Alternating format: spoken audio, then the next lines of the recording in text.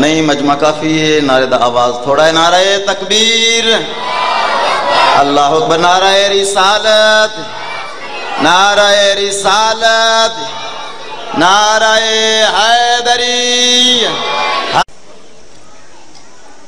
بسم اللہ الرحمن الرحیم. لقد کان لکم فی رسول اللہ اسوۃ حسنہ. عبادت میں اضافہ کیجئے، صلوات بلند.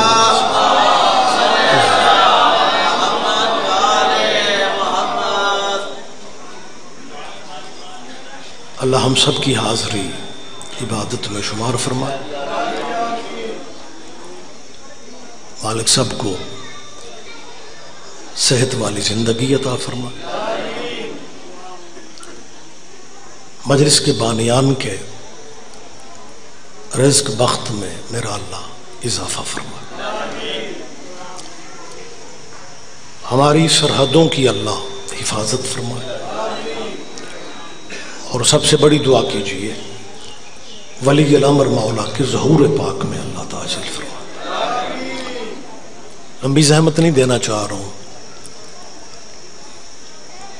ان دعاؤں کی قبولیت کی خاطر ایک صلوات لیکن بلند آواز سے ساتھ.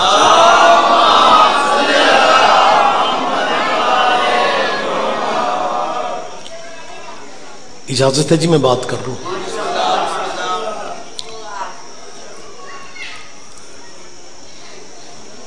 مجلسیں اب پورے ملک میں حاضر ناظر ہوتی ہیں، ڈائریکٹ ہی چل رہی ہوتی ہیں.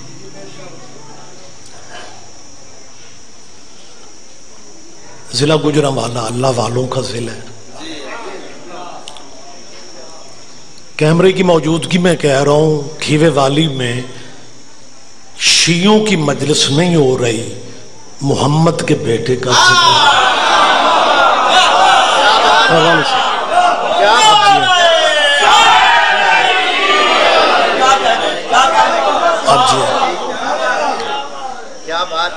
دیکھیں افراتفری کا دور ہے، زندگی کا پتہ کوئی نہیں. اسے شیعوں کی مجلسیں سمجھ کے پیچھے نہ رہا کرو. تمہیں مجلس کا لفظ اچھا نہیں لگتا، اپنے نبی کے اولاد کے ذکر کی محفل سمجھ کے آ جائے.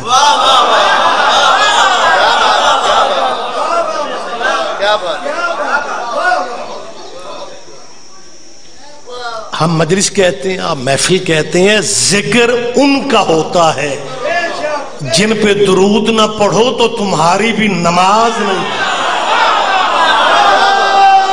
مہربانی بیٹا. کیا بات ہے، کیا بات ہے. عجیب صورتحال ہے. درود والا قبیلہ تم نے شیعوں کو دے رکھا ہے. اپنی حویلیوں میں بیٹھ کر سوچو کہ آل محمد جیسے ہیرے شیعوں کو دے کے تم نے اپنے پاس رکھا ہی کیا ہے.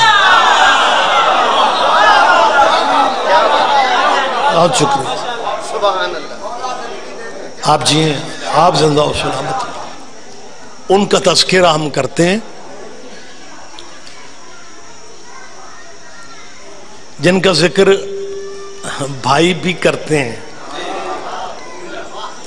لیکن عربی میں کرتے ہیں، انہیں اندازہ نہیں ہوتا کن کا ذکر.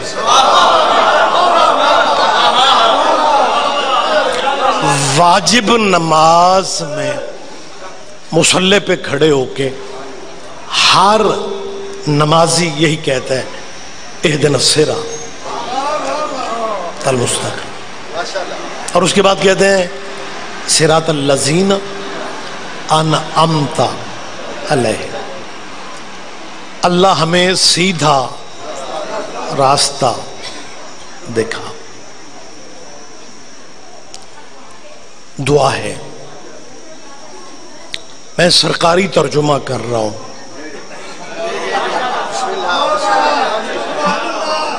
مسلک اہل بیت میں، فقہ اہل بیت میں اس کا ترجمہ یہ نہیں ہے کہ ہمیں سیدھا راستہ دکھا. مسلک جعفریہ میں ترجمہ ہے ہمیں سیدھے راستے پہ قائم رکھ۔ اگر ساری زندگی یہی کہتے رہنا ہے، بہرحال چلیں۔ مجھے کبھی کبھی سوچتا ہوں، ذہن میں آتا ہے آپ سے شیئر کر لوں۔ مجلس میں جب ہم آتے ہیں تو جیسے قمر جعفری نے کہا کہ جی 16 جولائی کا اعلان آپ نے کرنا ہے، تو میرے خیال انہیں یقین آ گیا کہ میں نے کر دیا۔ پٹھانکے میں مجلس ہے، میں انشاءاللہ ہوں۔ تو کچھ دوست کہتے ہیں جی سید بادشاہ دعا بھی کرنی ہے۔ زیادہ تر بندے ملتے ہیں بچے کہ جی آپ دعا کریں جی اللہ ماتمی بیٹا دے۔ میں کھیوے والی میں دعا کروں کہ جی فلاں عزادار نے مجھے حکم دیا ہے آپ دعا کریں اللہ اسے ماتمی بیٹا دے، تو آپ سب نے اگلے سال میں اس مجلس میں پھر آؤں۔ مثال دے رہا ہوں، کوئی دعوت نہیں لے رہا۔ ایسے میرا گھر عزیز ہے، ذل حسین اور ان کے عزیزوں کے رزق برکت میں اضافہ۔ اگلے سال میں کھیوے والی میں جب آؤں وہی بندہ مجھے ملے، رضو صاحب وہ آپ نے دعا کی تھی اللہ نے مجھے بیٹا۔ میں صرف مثال دے رہا ہوں، میری عینیاں قبول نہیں ہوندیاں، سمجھانے کے لیے کہہ رہا ہوں۔ جی بسم اللہ آپ جی ایک مثال دے رہا ہوں۔ وہ مجھے کہے کہ جی آپ نے دعا کی تھی اور اللہ نے مجھے بیٹا، وہ خوشی سے مجھے بتا رہا ہو کہ شاہ جی اللہ نے مجھے بیٹا دے دیے، اور میں کہوں آمین۔ وہ کہے گا شاہ جی آمین تو تب کہتے ہیں جب دعا پوری نہ ہو۔ آپ جی آپ سمجھدار لوگ۔ اب بات مسلکوں کی نہیں ہے، زندگی کا۔ میری طرف دیکھیں جی بسم اللہ، بیٹا جی میرے بات پڑھنے والے بھائی، جب دعا پوری ہو جائے میں آمین نہیں کہوں گا، میرا حق بنتا میں کہوں الحمدللہ۔ کیا بات، ماشاءاللہ۔ اب سروے کر لو مسجدوں کا کہ وللضالین کے بعد آمین کون کہتا ہے اور الحمدللہ کون کہتا ہے۔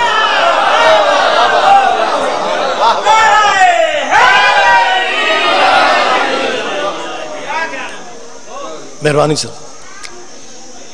سرکاری ترجمہ یہ ہے کہ راستہ دکھا، اور پھر وضاحت ہے کہ ان لوگوں کا صراط الذین، شاہ جی الذین جمع کا صیغہ ہے، مولانا موجود ہے، صراط راستے کو کہتے، صراط الذین ان لوگوں کا راستہ جن پہ تیری نعمت ہے۔ یہ لوگ ہیں جن کا راستہ مانگ رہے ہیں، یہ اللہ نہیں ہے، لیکن اللہ کے قریب اتنے ہیں کہ وہ اپنی عبادت ان کے بغیر وصول نہیں کرتا۔ الذین انعمت، حاضر جن پہ تیرے تو نے انعام نازل۔ جتنی فقہیں میرے ملک میں موجود ہیں میں ان کی ذمہ داری لے کے کہہ رہا ہوں، کسی مسلک میں یہ ترجمہ نہیں ہے کہ راستہ ان ہستیوں کا دکھا جن کے پاس دولت بہت ہے۔ ماشاءاللہ پنچایتی بندے بھی ہیں، سیانے دوست پڑھے لکھے سارے بیٹھے ہیں، کسی مسلک میں یہ ترجمہ نہیں ہے کہ اللہ راستہ ان کا دکھا جن کے پاس دولت ہے، کیونکہ دولت اور نعمت میں فرق ہے۔ دولت ہر دور میں اہم رہی ہے۔ میرے بادشاہ علی کا فرمان ہے کہ ہمارے بعد ایک زمانہ آئے گا جب سب سے بڑی چیز ہی دولت ہوگی، لیکن راستہ دولت والوں کا نہیں ہے۔ جب دولت والوں کا راستہ نہیں ہے پھر ہماری جان کیوں کھاتے ہو کہ اس بندے نے اللہ کی راہ میں 7 کھو دے دیتے۔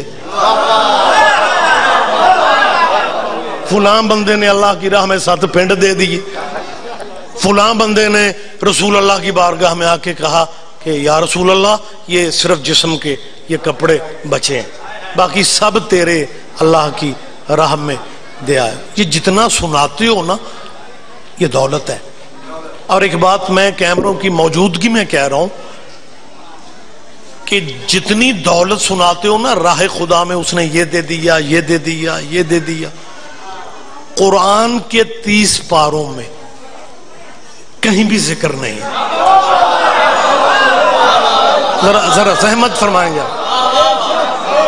دیکھیں میں کوئی بیٹھک میں بات نہیں کر رہا، کوئی ڈرائنگ روم میں تو نہیں نا، پبلک میں بات کر رہا ہوں۔ قرآن میں کہیں بھی یہ کھو پنڈ دولت تجارت کا ذکر نہیں۔ اب 2 ہی باتیں ہیں، یا وہ دولت اللہ کی راہ میں دی نہیں گئی، یا وہ دولت اس قابل نہیں تھی کہ اللہ قرآن میں ذکر کرتا۔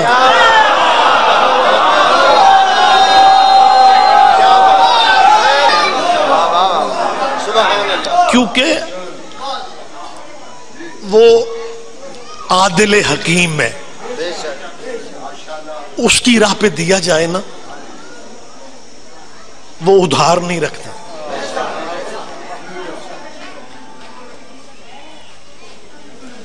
راستہ دولت والوں کا نہیں، نعمت والوں کا۔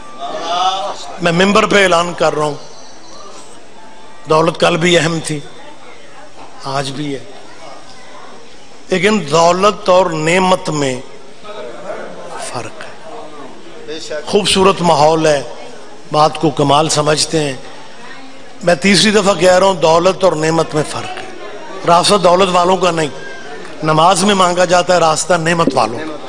فرقے مذہبوں میں میں الجھتا نہیں ہوں، لیکن ایک گزارش میں کرنا چاہتا ہوں کہ دولت اور نعمت کا فرق ذہن میں رکھیں۔ دولت کے سہارے بندہ ستاروں تک جا تو سکتا ہے، لیکن دولت کے سہارے بیٹی کی شادی پہ ستارے کمی بنا کے نہیں لا سکتا۔ مہربانی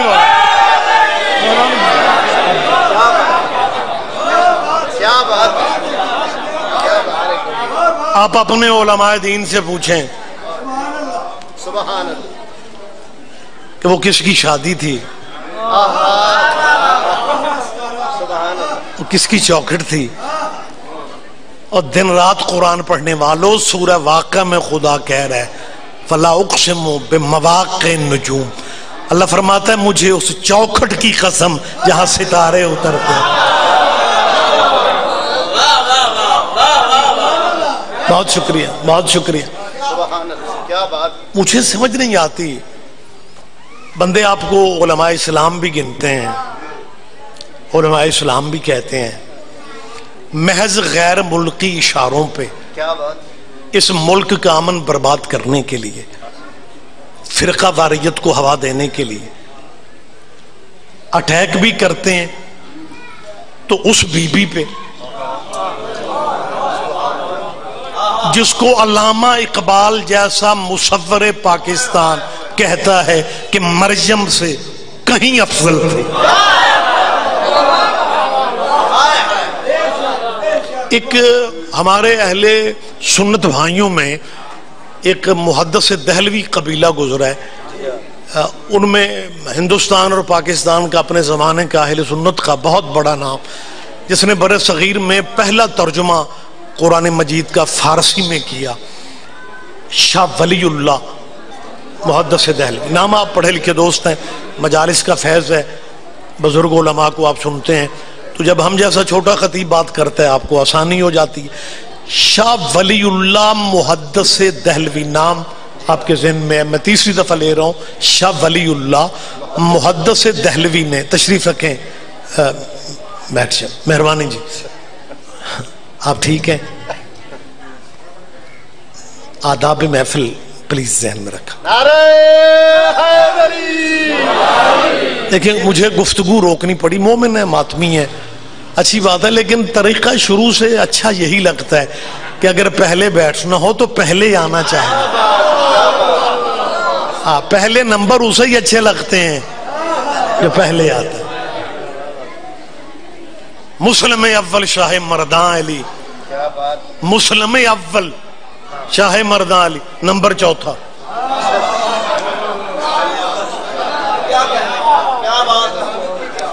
یہ مولانا یہ لفظ بھی علامہ اقبال کے ہیں۔ وہ تو شکر ہے علامہ اقبال جو ہے نا وہ شیعہ نہیں تھا، نہیں تو نہ وہ شاعر مشرق بن سکتا تھا، ایسا ہی بے شک اتنا تھا۔ نہ اس نے مصور پاکستان ہونا تھا۔ لیکن باتیں اتنی بڑی کہہ گیا ہے کہ اب مولویوں کا بس نہیں چل رہا، کیونکہ اس پہ بادشاہوں کا کرم تھا۔ یہ تھوڑا کرم ہے کہ علامہ اقبال روز سویرے اٹھ کے شیو کرتا تھا اور مولویوں کو بھی کہنا پڑتا ہے علامہ اقبال۔ اوئے ہوئے ہوئے،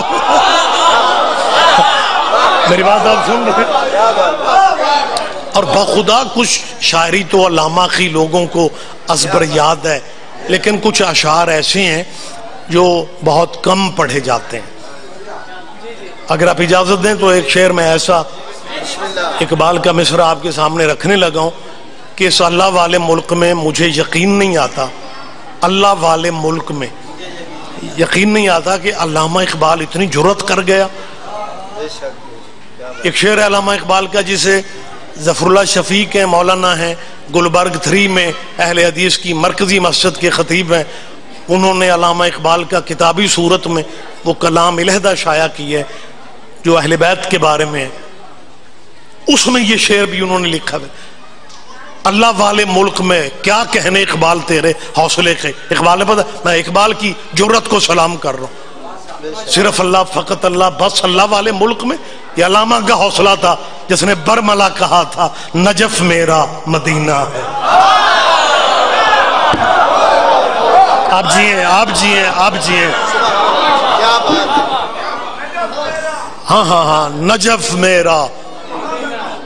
اور میں ایک ایسے ملک میں میں اور آپ رہتے ہیں جہاں اس پاکستان کی اکثریت کو نہیں پتا کہ نجف کیا ہے۔ بے شک بے شک، بلکہ کوئی ڈائریکٹ اگر مجلس دیکھ رہا ہو، لائیو پروگرام چل رہا ہو، اس لائیو پروگراموں کا کچھ دوستوں نے کہا کہ جی نہیں ہونے چاہیے، جبکہ میں کہتا ہوں کہ اچھی بات ہے، ہونے چاہیے، فائدہ بڑا ہوا ہے۔ فائدہ یہ ہوا کہ اب کوئی نہیں کہتا کہ مجلس سننے سے نکاح ٹوٹ جاتا ہے۔ کیوں؟ ڈائریکٹ سرکار فیس بک پہ چل رہی، جب ہمارے بھائی یوں کر کے موبائل کھولتے ہیں نا تو مجلس لائیو، اب اسے ایک لمحہ تو دیکھنا ہی پڑتا ہے نا، وہ کان میں ذکر پڑ جاتا ہے۔ اب کوئی نہیں کہتا کہ مجلس سننے سے نکاح ٹوٹ جاتا ہے، کیونکہ موبائل ہر جیب میں ہے، فیس بک ہر کوئی دیکھ رہا ہے۔ اگر آل محمد کے ذکر سے نکاح ٹوٹ جاتا ہے پھر بچا کس کا ہے؟ لہذا اب صورتحال مطلب بہت مختلف ہے۔ میں صورتحال کو دیکھتے ہوئے بات کر رہا ہوں کہ جب میں نے کہا نجف میرا مدینہ، تقریباً میرا خیال نکھرا نتھرا مجمع، ہر بندے نے یوں ہاتھ اٹھائے اور لطف لیا کہ اقبال کہہ رہا ہے نجف میرا۔ جو لائیو دیکھ رہے ہوتے ہیں وہ ایک دوسرے سے کہتے ہیں کہ یار ان شیعوں کی سمجھ نہیں آتی کہ یہ کیا ہے نجف میرا مدینہ ہے۔ ان دوستوں کو نجف کی سمجھ نہیں آتی کہ یہ کیا کہتے ہیں نجف میرا۔ میں ان دوستوں کو صرف وضاحت کے لیے کہ وہ نجف کو جو نہیں سمجھ پاتے، نجف کیا ہے۔ جی بسم اللہ، آپ جیئیں، آپ جیئیں، آپ زندہ و سلامت رہیں۔ میں رک رہا ہوں صرف بات سمجھانے کے لیے۔ وہ پریشان ہے اکثر لوگ کہ یہ نجف کسے کہتے ہیں؟ نجف میرا مدینہ ہے، یہ نجف کیا ہے؟ اپنے دانا لوگوں سے، پڑھے لکھے جو اسکالر ٹائپ لوگ ہیں، ان سے پوچھئے گا کہ کیا یہ ہسٹری کا حصہ ہے کہ بنو عباس کا سب سے زیادہ پڑھا لکھا جسے علمی شخصیت گنتے ہیں وہ مامون رشید کا والد ہارون رشید، یہ بنو عباس کی بڑی مضبوط خلافت امویوں کے بعد جو اقتدار کا سلسلہ ہے وہ بنو عباس کا ہے، اور بنو عباس کے خلفاء میں سے بہت بڑا نام ہے ہارون رشید کا۔ تاریخ یہ کہتی ہے کہ ہارون رشید بادشاہ وقت تھا، وہ شکار کے لیے نکلا، شکار کر رہا تھا وہ ہرن کا۔ ہرن کے شکار کے لیے اس نے شکاری کتے چھوڑے، آگے تھوڑے فاصلے تک ہرن دوڑا، کتے بھی پیچھے دوڑے، آگے چھوٹا سا ٹیلا تھا، ہرن جمپ لے کے اس ٹیلے پہ چڑھ گئے، کتا پیچھے رک گیا،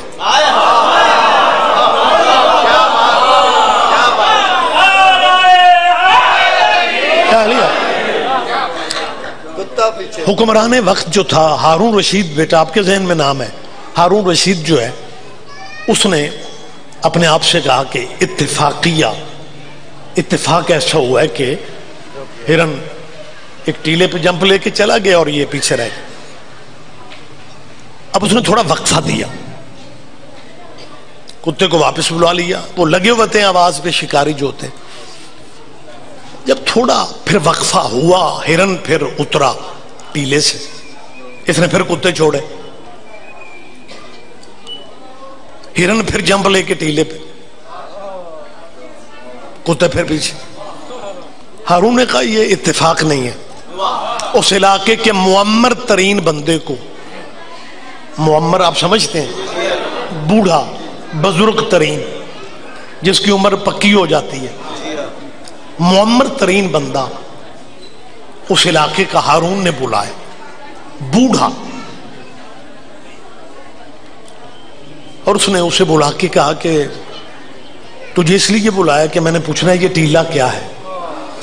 اس نے کہا بادشاہ وقت کا خوف ہے، زندگی خطرے میں ہے، نہیں تو میں بتا دیتا۔ اس نے کہا بادشاہ وقت میں ہوں، میں تجھے امان جان کی لکھ کے دے رہا ہوں، مجھے بتا یہ ٹیلا کیا ہے؟ اس نے پھر یاد رکھنا ٹیلا نہیں ہے۔ اس نے کہا پھر کیا ہے؟ اس نے کہا پوچھتے کیوں ہو؟ اس نے کہا پوچھوں نا، 2 دفعہ میں نے دیکھا ہے شکاری کتے یہاں تک آتے ہیں، رک جاتے ہیں، ہرن جمپ لے کے پناہ گاہ میں چلا جاتا ہے، کتے آگے جانے کی جرات نہیں کرتے۔ اس نے کہا علی کی قبر ہے اور علی کی قبر پہ کتے نہیں جاتے۔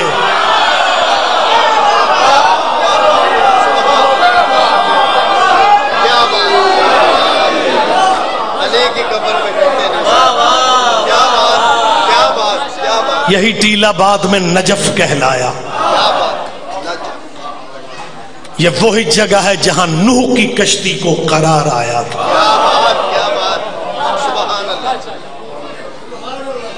نجف میرا مدینہ ہے۔ یہ فقرہ یاد ہو گیا جی آپ کو؟ نجف میرا شعر سارا نہیں پڑھوں گا، اگلی مجلس میں اگلا مصرع، ٹائم کم ہے، میرے عزیز پڑھنے والے بھی موجود ہیں اور شیڈول اس طرح کہ مجھے بھی کافی ابھی سفر کرنا ہے، لیکن اس مصرے کو مکمل کر دیتا ہوں۔ نجف میرا، میں نے کافی دفعہ کہا کہ اللہ والے ملک میں یہ سیالکوٹ کا شاعر جو پوری دنیا پہ چھا گیا، اپنے عقیدے کا اظہار کر رہا ہے، جہاں ہر بندہ ہی کہتا ہے صرف اللہ بس اللہ، اس ملک میں اقبال تو نے اخیری کر دی، کہتا ہے نجف میرا مدینہ ہے، مدینہ ہے میرا کعبہ۔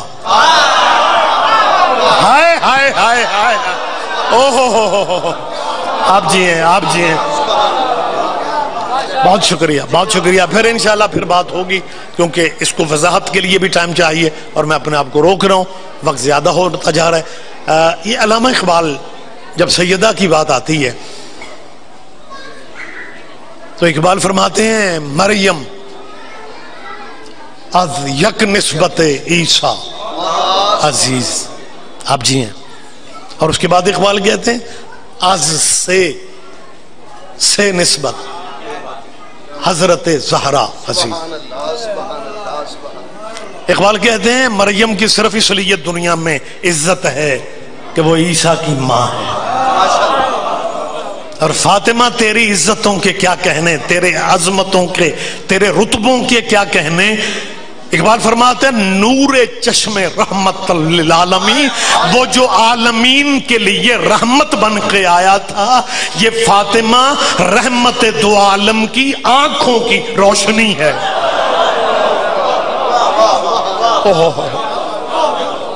اور صاحبان گرامی قدر، میں اکیلے لطف نہ لے جاؤں، شاہ ولی اللہ کی بات ہو رہی تھی، پھر تو خیر لمبی کہانی نہ ہو جائے۔ شاہ ولی اللہ محدث دہلوی نے سیدہ کو رسول اللہ کی عصمت کی وارث لکھا ہے۔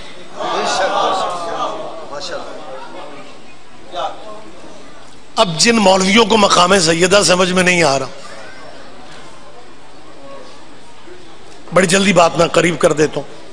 مریم کی ماں، بی بی مریم کی ماں نے منت مانی، آیت ہے رب انی نظرت، میں نظر کر رہی ہوں، میں منت مان رہی ہوں، نظرت اللہ کا، اللہ تیرے لیے میں تیرے سامنے منت مان رہی ہوں، معافی بطنی محرر، کہ جو اولاد میرے شکم میں ہے نا، ایسے تیرے گھر کے لیے وقف کر دوں۔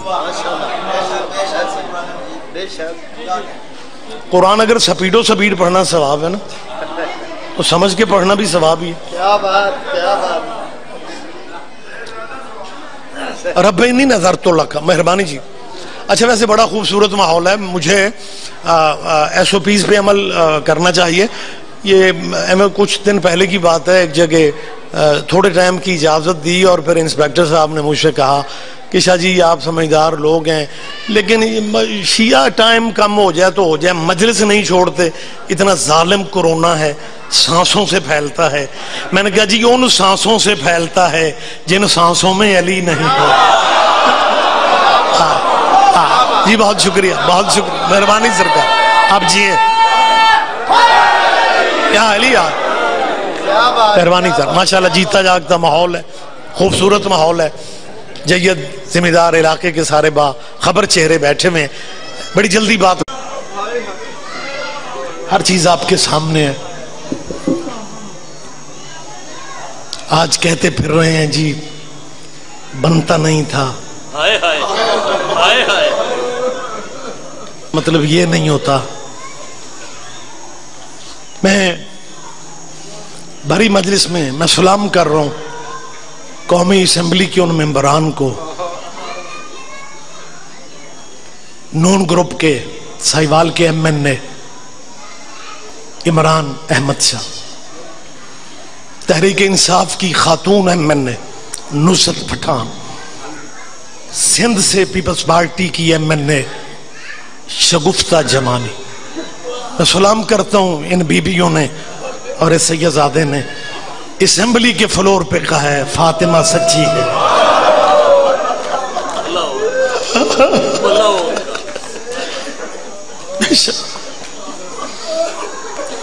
مالک نے نظر بد سے بچائے ان لوگوں کو۔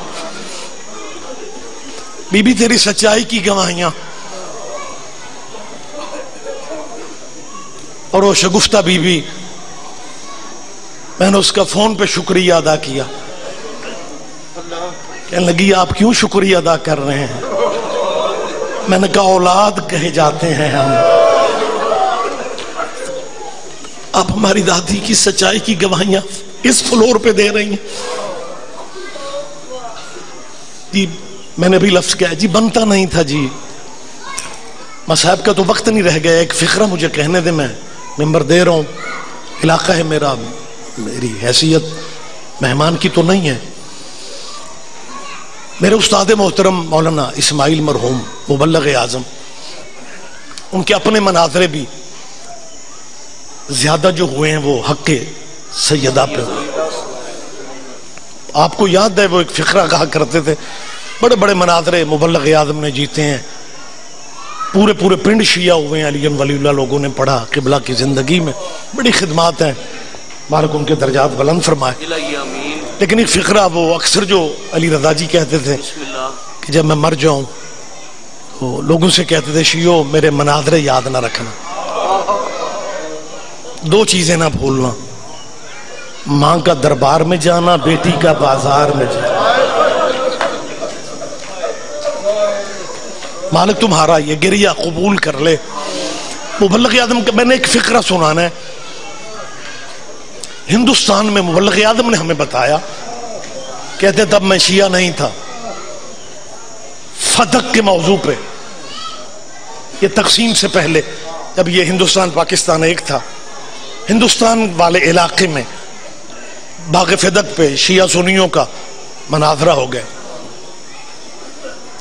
بحث چلتی رہی، سنی عالم کہتا رہا تم شیعہ غلط ہو، بیٹی محمد کی حق مانگنے نہیں گئی، بی بی دربار نہیں گئی۔ جب 2 دن پہ بحث محیط ہو گئی تو ایک مسکین علاقے کا مومن سید قبیلے کا تھا۔ اچھا، اس مناظرے کا ایک مختلف پہلو یہ تھا کہ اس پنڈ کا جو بڑا ذمہ دار تھا وہ ہندو تھا۔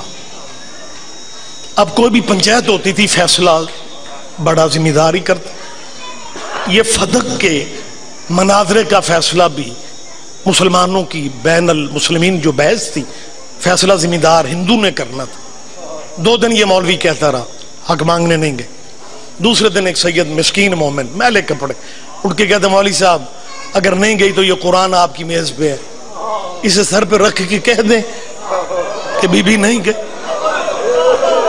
اس مولوی نے علی رضا جی کا فقرہ کا کہنے لگا میں قرآن نہیں اٹھاتا، کیا فرق پڑا ہے اگر نہیں بھی حق ملا، تھیں تو 4 کھجوریں، کیا فرق پڑا ہے اگر 4 کھجوریں نہیں ملی۔ چیخ مار کے ہندو اٹھا، سردار علاقے کا، کہتا مولوی تو نے مجھے روگ لگا دی ہے، کل تک تو کہتا تھا حق مانگنے نہیں گئی اور آج کہہ رہے ہو فرق کیا پڑا ہے، فرق کیا پڑا ہے۔ اور تخت والا یہ نہ دیکھتا کیا مانگنے آئی ہے، یہی دیکھ لیتا مانگنے کون آئی ہے۔ ہندو کرلا کے کہتا ہے او مسلمانوں، اور میں تمہارے علاقے کا ذمہ دار ہوں، اگر تمہارے نبی کی بیٹی میرے دروازے پہ آ جاتی میں اپنی ساری زمینیں محمد کی بیٹی کے نام